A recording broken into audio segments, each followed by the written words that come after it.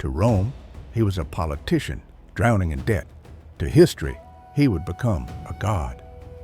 In 58 BC, Julius Caesar needed a war. He needed gold to pay his creditors and glory to outshine his rivals. His eyes turned north to the vast, mysterious lands of Gaul. It was a world of dense forests and fierce warrior tribes feared by Romans for centuries. Caesar didn't just want to defend Rome's borders, he wanted to expand them to the edge of the world. The conquest was not a duty.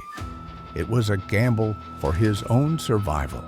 Caesar brought something the Gauls had never seen: absolute discipline.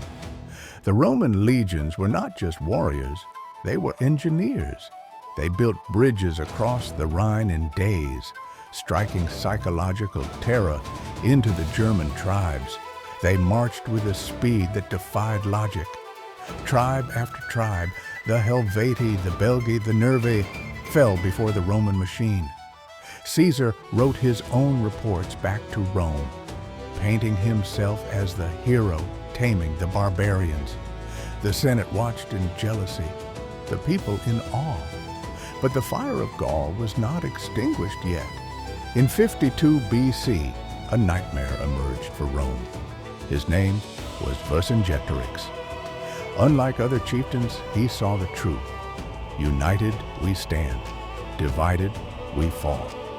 He united the squabbling tribes under one banner, realizing he could not beat the Romans in open battle. He used their hunger against them. He burned his own villages, his own crops. The scorched earth.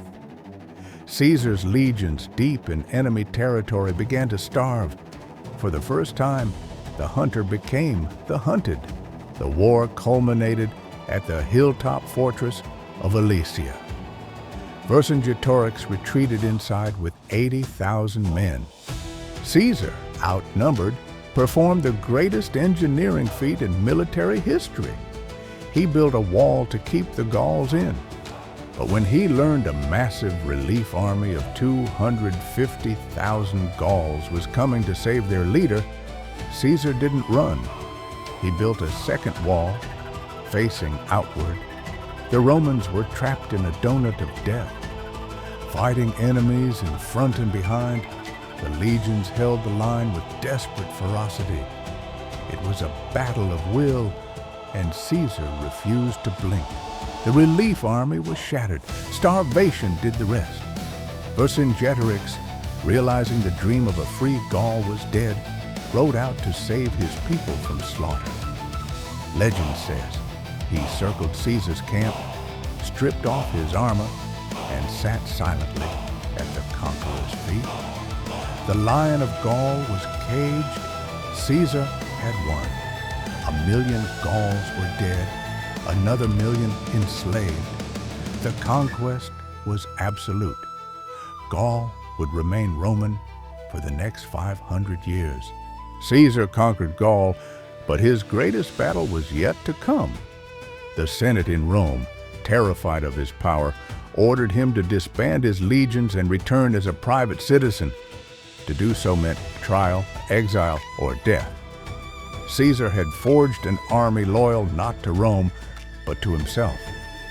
Standing at the banks of the Rubicon River, the boundary of Italy, he made his choice. The die is cast. The conqueror of Gaul marched on Rome. The Republic was ending.